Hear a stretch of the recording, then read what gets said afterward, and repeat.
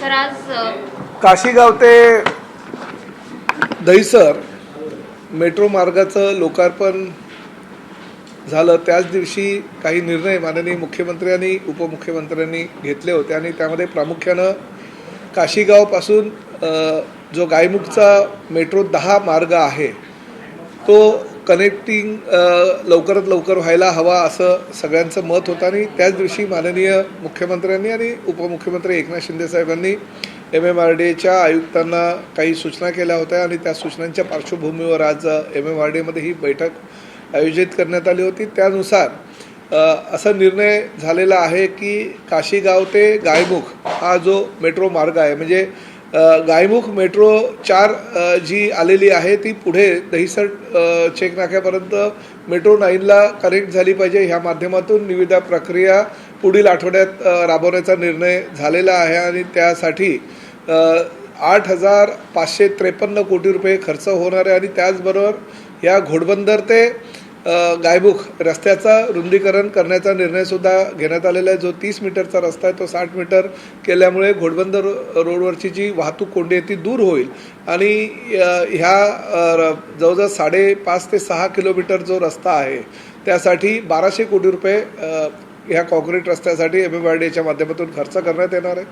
त्याचबरोबर माननीय मुख्यमंत्र्यांनी उपमुख्यमंत्र्यांनी अशाही सूचना MMRDAच्या आयुक्तांना केलेल्या आहेत की गायमुख ते दहिसर रोड वाईड करत असताना त्यासाठी जी काही जमिनीचं एक्विजिशन आहे ते सुद्धा मीरा भाईंदर महानगरपालिकेच्या ऐवजी MMRDAने करावं। त्यासाठी 150 ते 200 कोटी रुपयाचा खर्च अपेक्षित आहे।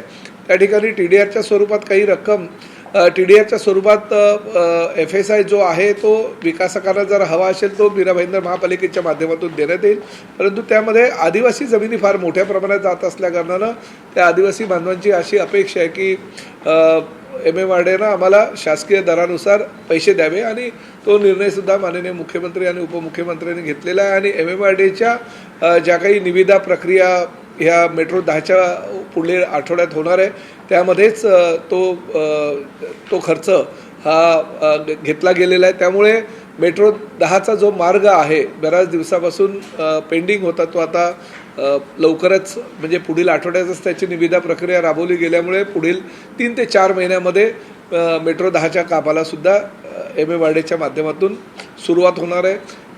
ठाणे आणि मीरा भाईंदर महापालिका क्षेत्रातील विविध विकास प्रकल्पांच्या बाबतीत सुद्धा चर्चा झाली। जे काही ठाणे महापालिका हद्दीतील रस्ते आहेत, मीरा भाईंदर महापालिका हद्दीतील रस्ते आहेत त्या रस्त्यांच्या सुद्धा निविदा प्रक्रिया लवकरात लवकर राबवण्याचा निर्णय घेण्यात आला आणि त्याचबरोबर पॉट टॅक्सीचे जे प्रकल्प आहेत ते मुंबईला माननीय मुख्यमंत्री आणि दोन्ही उपमुख्यमंत्र्यांच्या हस्ते भूमिपूजन BKCला करण्यात आलं होतं।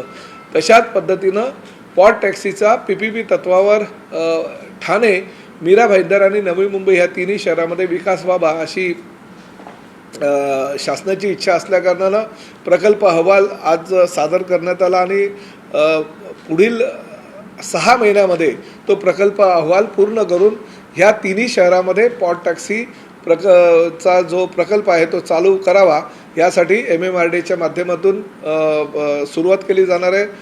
बैठकीमध्ये माननीय उपमुख्यमंत्र्यांनी MMRDAच्या अधिकाऱ्यांना सुद्धा काही सूचना केल्या की MMRDAची एजन्सी राहील आणि MMR क्षेत्रामध्ये ज्या ज्या ठिकाणी हा पॉट टॅक्सीचा प्रकल्प करायचा आहे त्या प्रत्येक ठिकाणी MMRDAच्या माध्यमातून महापालिकेनं DPR त्या ठिकाणी सादर करून त्या प्रकल्पाला हिरवा कंदील द्यायचा आहे। जनरल बॉडीचे ठराव द्यायचे आहेत, जागा ज्या आहेत ज्या ठिकाणावरनं पॉट टॅक्सी धावतील ते जागा निश्चित करायच्या, त्यामध्ये जर काही एक्विजिशन असेल किंवा अतिक्रमण असेल तर ते महानगरपालिकेनं त्या काढून द्यायचं आहे MMRDAला। अशा प्रकारचं सहकार्याची भूमिका दोन्ही एजन्सीजनी करावी आणि लवकरात लवकर हा प्रकल्प अहवाल 2029 पर्यंत ह्या तिन्ही महापालिका क्षेत्रांमध्ये पॉट टॅक्सी चालू व्हावी अशा प्रकारचं मत शासनाचं आहे आणि तशा सूचना मुख्यमंत्री आणि उपमुख्यमंत्र्यांनी MMRDAच्या अधिकाऱ्यांना दिलेल्या आहेत।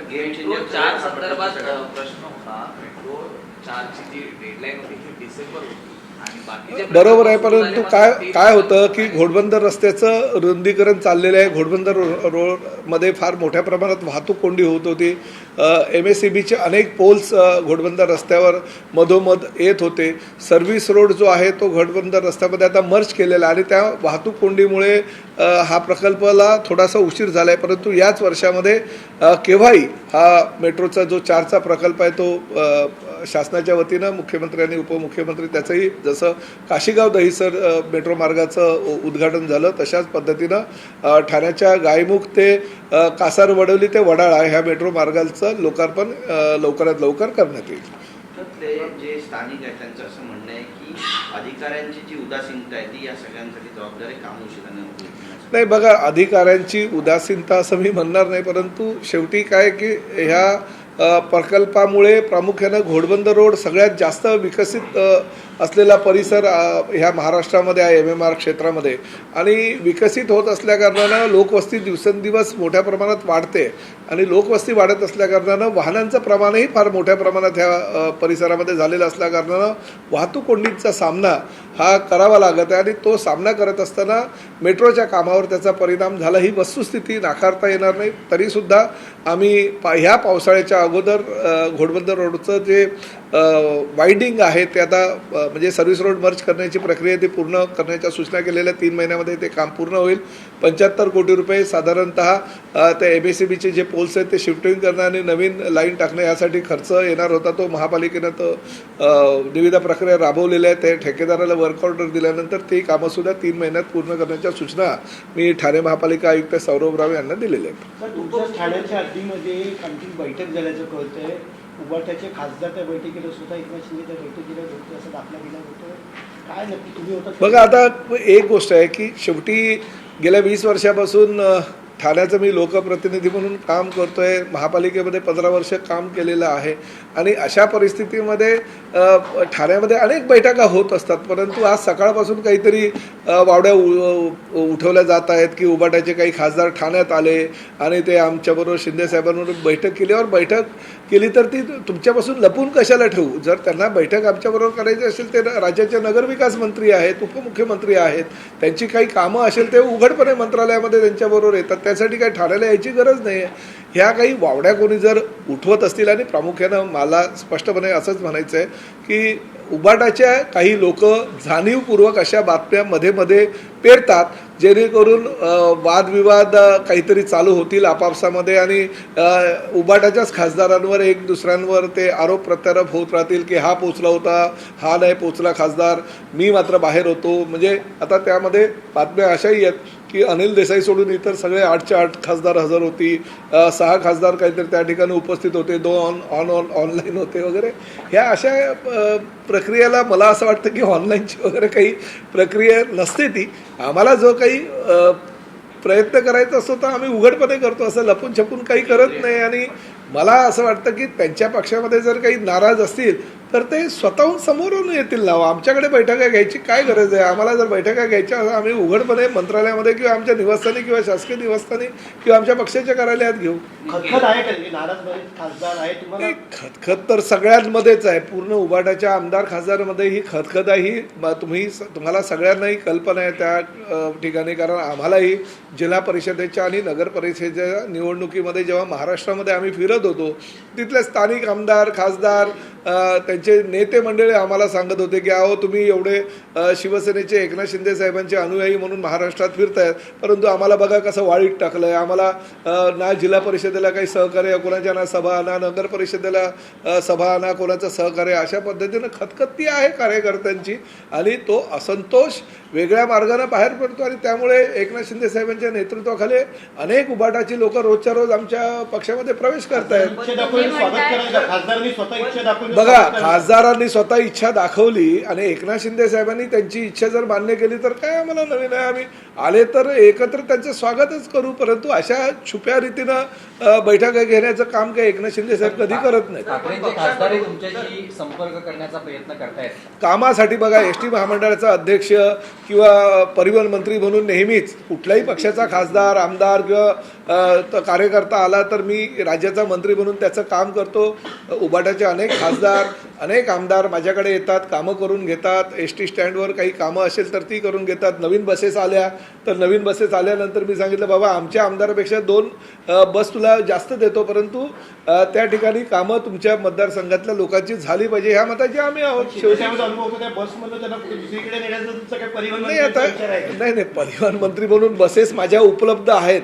खासदारांना, आमदारांना, मंत्र्यांना काय किंवा कुठल्याही सर्वसामान्य प्रवाशांसाठी ST महामंडळाच्या बसेस उपलब्ध आहेत. आणि अशा जर कुणाला पाहिजे असेल तर आम्ही 8,000 बसेस आता नवीन घेतोय, अजून जास्त उपलब्ध करून देऊ. नंदनवनपर्यंत असणार आहे का?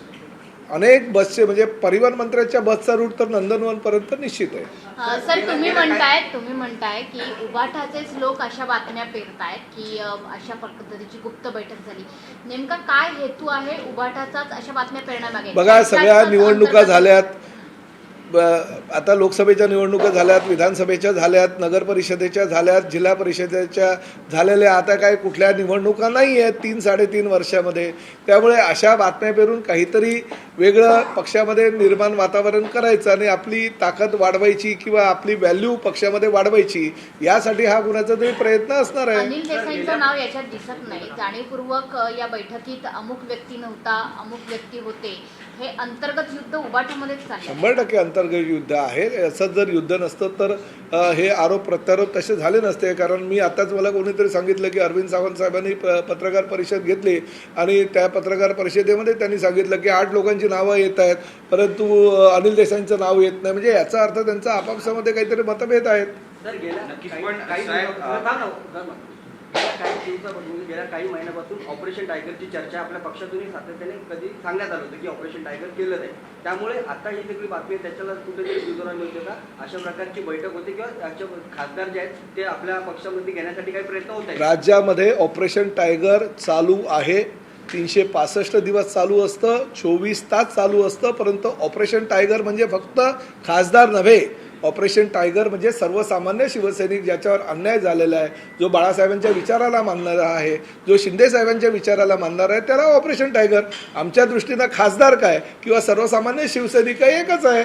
गौप्यस्फोट होणार आहे का म्हणजे येत्या काही दिवसांत? आता रोजच्या रोजच गौप्यस्फोट चालू आहे, रोजच्या रोजच स्फोट चालू आहेत. आता ते युद्ध थांबलं म्हणून हे युद्ध थांबेल असं काही नाही ना. पण मध्यंतरी अशी चर्चा होती की ऑपरेशन टायगरची सगळी तयारी सुरू झाली, मात्र भाजपच्या दिल्लीतल्या नेत्यांनी हे ऑपरेशन थांबवायला सांगितलं. नाही असं काही नाही. आमचा पक्ष हा पूर्ण बाळासाहेबांच्या विचारांना मानणारा, एकनाथ शिंदे साहेबांच्या विचारांना मानणारा शिवसेनेचा पक्ष आहे.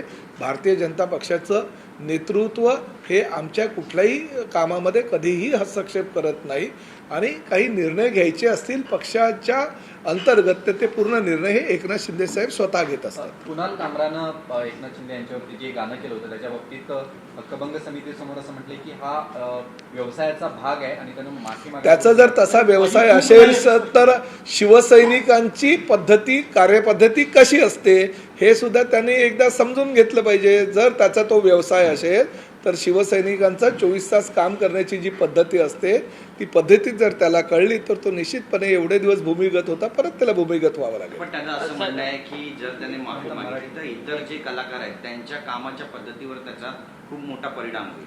त्या कलाकारांच्या, दुसऱ्या कलाकारांच्या बाबतीत तुम्ही चिंता करायची गरज नाही असं कुणाल कामराला मी सांगतो. कलाकारांचा मान, सन्मान आणि त्यांना न्याय देण्याची भूमिका ही शिवसेना प्रमुख बाळासाहेब ठाकरे यांची होती आणि तीच भूमिका एकनाथ शिंदे साहेबांची आहे. आमचा महाराष्ट्रातला आणि मुंबईतला तमाम शिवसैनिक हा कलाकारांवर प्रेम करणारा आणि कलाकारांच्या चांगल्या कामाला प्रोत्साहन देणारा आहे. त्यामुळे कुणाल कामराने त्याची चिंता करावी, दुसऱ्या कलाकारांची चिंता करू नये. स्पष्ट म्हणतो की माझी चूक नाहीये, याच्यामध्ये चूक लक्षात आणून देण्यात का शिवसेना त्यांची मोठी भूमिका आहे? आता बघा सदरचं जे प्रकरण आहे ते विधानसभेच्या अध्यक्षांकडे आता गेलेलं आहे. अध्यक्षांनी समिती स्थापन केलेली आहे. त्या समितीच्या माध्यमातून त्यांची विचारपूस होईल, त्यांना न्याय देण्याचा प्रयत्न समिती करेल आणि त्यांनी जर काही चूक केली असेल तर त्या चुकीला क्षमा करायची की शिक्षा द्यायची हे निर्णयसुद्धा त्या समितीला असतात.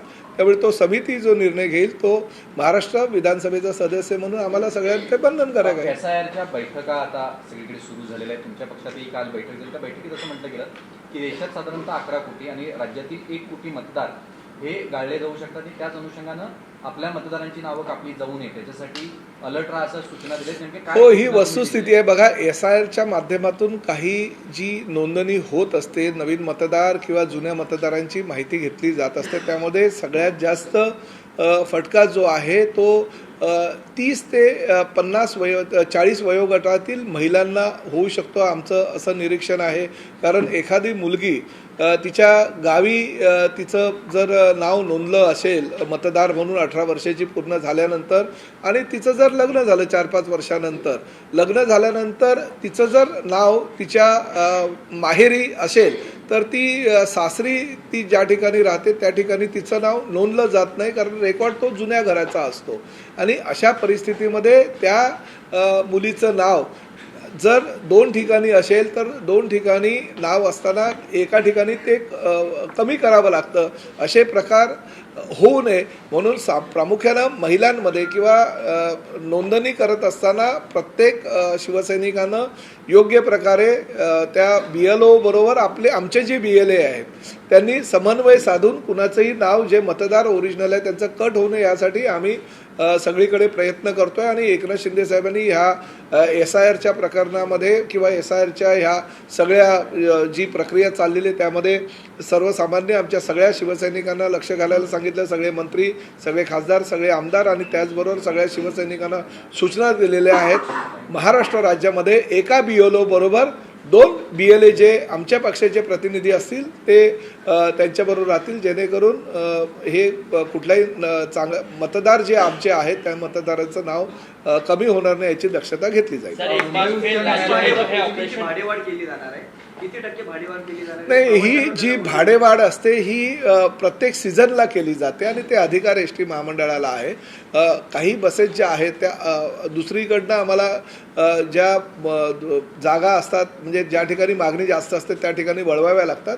आणि ते अनेक वर्षापासूनची ही परंपरा आहे की उन्हाळ्याच्या सुट्टींमध्ये किंवा ज्यावेळेस प्रवासी फेऱ्या वाढवाव्या अशा प्रवाशांचं मत असतं त्यावेळेस ती 10% भाडेवाढ करण्याचा ST महामंडळाला अधिकार राज्य शासनानं प्रदान केलेले आहे. हायकोर्टानं सरकारला फटकारलंय लाडकी बहीण योजनेवरनं. जर शिक्षकेतर आणि शिक्षक कर्मचाऱ्यांचे पेन्शन द्यायला पैसे नसतील तर लाडकी बहीण योजना बंद करा अशा. नाही, तो मुंबई महापालिकेचा विषय आहे आणि त्या मुंबई महापालिकेच्या विषयाच्या संदर्भात राज्य शासनाला आपली भूमिका स्पष्ट केलेली आहे. मला असं वाटतं त्या बाबतीत मुंबई महापालिका निर्णय घेईल. परंतु लाडकी बहीण योजना ही एकनाथ शिंदे साहेबांची योजना आहे आणि त्या माध्यमातून त्यांच्या मुख्यमंत्री पदाच्या कार्यकाळामध्ये ती राज्यामध्ये राबवली गेलेली आहे आणि ती योजना बंद होणार नाही अशी सुतोवाच अनेक वेळा मुख्यमंत्र्यांनी, दोन्ही उपमुख्यमंत्र्यांनी केलेलं आहे. त्यामुळे मुंबई महापालिकेने त्यांच्या शिक्षकांच्या बाबतीतला जो काही चर्चा किंवा हायकोर्टामध्ये काही विषय जो होता तो त्यांनी लवकरात लवकर त्यावर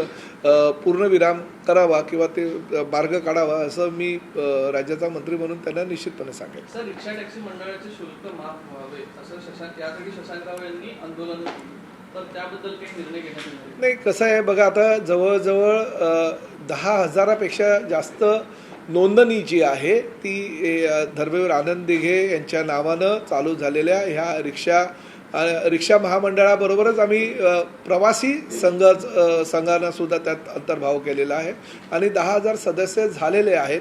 मी स्वतः शशांक राव यांच्याशी बोललो की हे फक्त 800 रुपये शुल्क जे आहे ते सुरुवातीला आहे, त्याची फी फक्त दर वर्षाला 300 रुपये आहे. आणि ह्या ST महामंडळ आपल्या कल्याणकारी महामंडळाच्या माध्यमातून जे काही आमचे भले आता आम्ही त्यामध्ये ओला, उबेर, रॅपिडो किंवा ज्या दुसऱ्या 2 व्हीलर आहेत त्यांना आणि 4 व्हीलर त्यांना ह्याच महामंडळामध्ये समाविष्ट करण्याची आमची भूमिका आहे, कारण तशी मागणी त्यांनी केलेली आहे. आणि याचा फायदा ह्या कल्याणकारी महामंडळाचा फार मोठ्या प्रमाणामध्ये ह्या वाहन चालकांना होणार असल्याकारणानं मी त्यांना स्वतः सांगितलं की एकदा फक्त 500 रुपये भरावे लागते. हे काय शासनाला त्यांच्या माध्यमातून काही उत्पन्नाचा स्रोत नको आहे, उलट 50 कोटी रुपये शासनानं त्या महामंडळाला दिलेले आहेत अनुदान म्हणून. तर मला असं वाटतं की त्याचा फायदा ह्या चालकांना होणार असल्याकारणानं त्यांना मी स्वतः विनंती केलेली आहे की आपणही आम्हाला सहकार्य करावं आणि जास्तीत जास्त सभासद ह्यामध्ये होतील याची आपण दक्षता घ्यावी. 10,000 सभासद आता झालेले आहेत आणि मला खात्री आहे की पुढल्या 2 महिन्यामध्ये ते सभासदांची संख्या ही वाढत राहील. संदर्भात सध्या काय निर्णय झाले म्हणजे त्यांचं लायसन्स तुम्ही रद्द रॅपिडो, ओला आणि उबर ह्या तिन्ही ज्या कंपन्या आहेत त्यांचं पूर्णपणे टेम्पररी दिलेलं लायसन्स रद्द करण्यात आलेलं आहे. परंतु तरीसुद्धा ते लायसन्स जरी रद्द करण्यात आलेलं असेल तरी त्या रस्त्यावर उतरलेले आहेत आणि त्यांच्यावर कारवाई करण्याच्या सूचनासुद्धा आम्ही केलेल्या आहेत.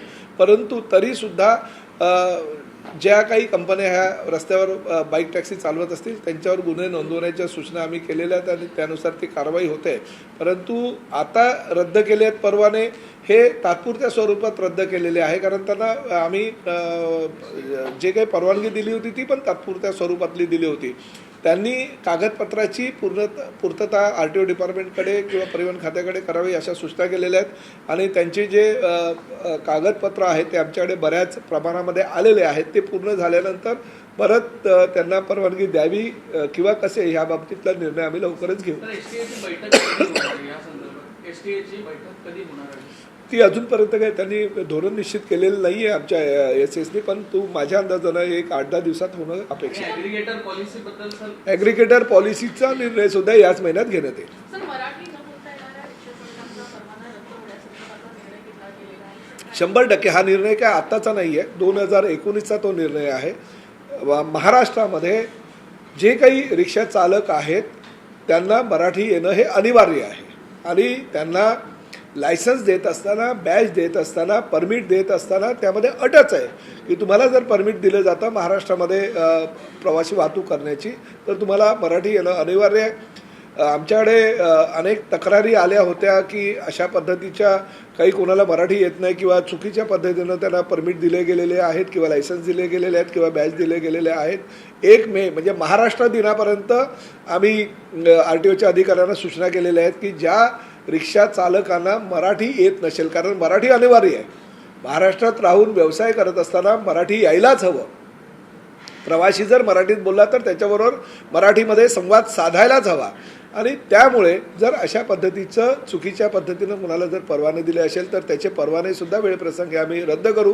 पण प्रत्येक रिक्षा चालकाला परमिट देत असताना मराठी येणं अनिवार्य आहे अशा पद्धतीचा त्यांना ज्या नियमावली घालून दिलेल्या आहे त्यानुसार त्यांनी मराठी येणं बंधनकारक असणाऱ्याच रिक्षा चालकांना परमिट द्यावं ही भूमिका RTOची आहे आणि ही आत्ताची नाही आहे, 2019ची आहे. 2019 मध्ये आपण जेव्हा हा निर्णय घेतला तेव्हा परीक्षा घ्यायची त्या रिक्षा चालकांची असं ठरलं होतं, तशा परीक्षाही झाल्या होत्या.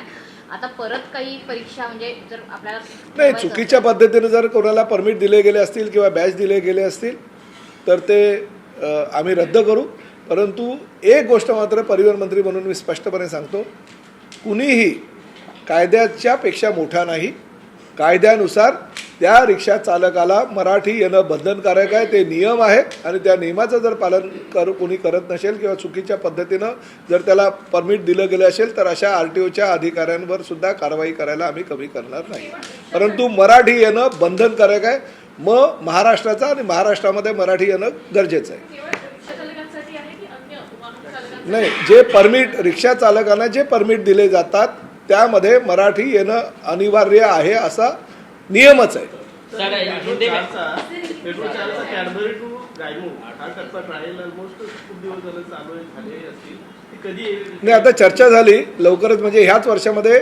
आता त्या हा कसारवाड गायमुख म्हणजे गायमुख ते कासारवडवली, कारण आधी कासारवडवली ते वडाळा होतं, परंतु आता गायमुख ते कासारवडवली आणि कासारवडवली ते वडाळा हा टप्पा पूर्ण ह्याच वर्षामध्ये त्यातला काही पार्ट सुरू होईल अशी दक्षता MMRDच्या अधिकाऱ्यांना घेण्याच्या सूचना मुख्यमंत्र्यांनी केलेल्या सर, हिंदी में बता दीजिए प्रेस जिस विषय को लेकर है उस पर आप हिंदी में बताइए. सबसे पहले तो मैं ये कहना चाहूँगा कि खासकर दहीसर और काशीगांव मेट्रो का लोकार्पण हो गया माननीय मुख्यमंत्री जी और उप मुख्यमंत्री जी के उपस्थिति में, और उसी दौरान ऐसा निर्णय लिया गया कि मेट्रो 9 और मेट्रो 4 से जुड़ने वाला जो मेट्रो 10 है उसका भी काम जल्दी से जल्दी चालू होना चाहिए, क्योंकि वो रास्ते बहुत छोटे हैं और ट्रैफिक जाम की समस्या बड़े पैमाने पे है. तो आज निर्णय ऐसा लिया माननीय मुख्यमंत्री जी और उप मुख्यमंत्री जी के कहने पे कि जो 30 मीटर का रास्ता है वो 60 मीटर किया जाएगा।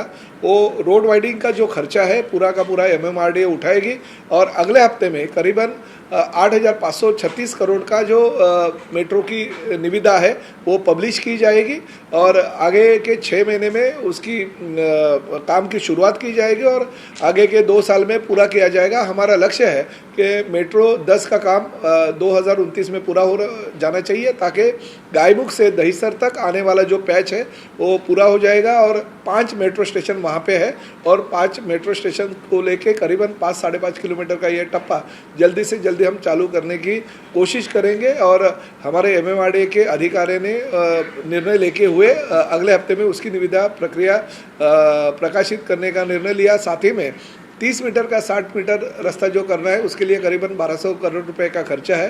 वो भी खर्चा MMRDA के माध्यम से उठाने की जिम्मेदारी MMRDA ने ले ली है और उसके बीच में जो एक्विजिशन की प्रक्रिया है रोड बड़ा करने में उसमें के लिए करीबन 150 से 200 करोड़ रुपए लगने वाले हैं। वो भी खर्चा MMRDA ने करना चाहिए, ऐसी सूचना माननीय मुख्यमंत्री जी और उप मुख्यमंत्री जी ने की है। तो जो प्रलंबित निर्णय था वो अभी पूरा हो गया और जल्दी से जल्दी मेट्रो 10 का काम शुरुआत हो गया। सर, राज्य में एक बार फिर ऑपरेशन टाइगर की चर्चा है। बीते दिनों ठाकरे के 2 सांसद जो हैं आपके पार्टी के केंद्रीय मंत्री के पार्टी में दिखाई दिए, उसके बाद अब गुप्त बैठक की बात चल रही, वस्तुस्थिति क्या है? देखिए, अभी विधिमंडल का अधिवेशन हो गया। उस अधिवेशन में तो बहुत सारे उबाड़ा के जो विधायक है वो मेरे पास आते थे। उनके कॉन्स्टिट्यूंसी में जो बसेज चाहिए या उनकी जो ड्राइवर कंडक्टर को ट्रांसफ़र चाहिए या उनको और भी बसेस के लिए जो सुविधा चाहिए, तो ऐसे नहीं है राज्य का मंत्री हूँ, हमारे पास उनका काम होता है तो वो हमारे पास आते हैं। हमारे प्रताप राव यादव जी केंद्र में मंत्री है, मंत्री के तौर पे उनके पास अगर उबाटा के कोई सांसद जाते हैं तो गलत क्या है। और रही बात टाइगर ऑपरेशन टाइगर की, वो तो 365 दिन 24 घंटा हमारा ऑपरेशन टाइगर चलते रहता है। ऑपरेशन टाइगर सिर्फ खासदार और आमदारों के लिए नहीं है या सांसद या विधायकों के लिए नहीं है। ऑपरेशन टाइगर ये जो आम सैनिक है, जो बाला साहब ठाकरे जी को मानने वाला है, जो एकनाथ शिंदे की कार्य पद्धति के ऊपर प्यार करने वाला है, वो उसे हम ऑपरेशन टाइगर कहते हैं। तो रोज के रोज हमको मानने वाले लोग हैं, जो शिंदे साहब को मानने वाले लोग हैं, वो हमारे पार्टी में शामिल होते हैं। तो ऑपरेशन टाइगर सिर्फ सांसद और विधायकों के लिए नहीं है। काम के बहाने चांदीवली में जो 2024 में विधानसभा चुनाव हुआ है, वहाँ की EVM मशीन को जो है जांच करने के आदेश दिए हैं। 16 और 17 अप्रैल को जो है EVM मशीन वहाँ पर जांच की जाएगी। क्या कहना चाहेंगे? कुछ नहीं, देखिए, न्यायालय का जो निर्णय होता है वो अंतिम निर्णय है, हम उनका स्वागत करते हैं और ऐसी अगर जांच की जाती है तो निश्चित रूप से जांच करनी चाहिए। आप कह रहे हैं अटकलें लगाई जा रही है और बुधवार को बैठक हुई जिसका खंडन खुद एकनाथ शिंदे साहब ने किया है। ऐसे में अभी आप मराठी में कह रहे थे कि अगर सांसद वहाँ के इच्छुक है आने के लिए तो वो आ सकते हैं, तो क्या रुख रहेगा आगे चलकर? नहीं, देखिए, हमारा यही कहना है। देखिए, जो बाला साहब ठाकरे जी को विचार मानते हैं, एकनाथ शिंदे साहब के काम से जो प्रभावित है, भले वो शिवसैनिक हो, आमदार हो, खासदार हो या अन्य कोई भी हो, वो अगर मानता है तो हमें उनको ना तो नहीं बोल सकते। उन्होंने आना चाहिए, उनका स्वागत है। मगर हमें चोरी चोरी छुपे छुपे कोई भी बैठक लेके हमारा ये थाना में कहाँ पे बैठक हो गई, उसमें 6 सांसद आए, 2 ऑनलाइन थे, अरे ये क्या मीटिंग की प्रक्रिया होती है। अगर उठाव करना है तो वो लोग सामने से करें, हमारे पास आए, हम उनका स्वागत करेंगे। मगर ये चोरी चोरी छुपे छुपे कुछ भी काम करने की जरूरत शिवसेना को नहीं और शिंदे साहब को तो बिल्कुल नहीं है। सर, लेकिन ये जो सांसदों की बैठकों की खबरें ये जो निकल कर आ रही है, तो आप क्या कहना चाहते हैं? ये शिवसेना की अंदर की गुटबाजी है।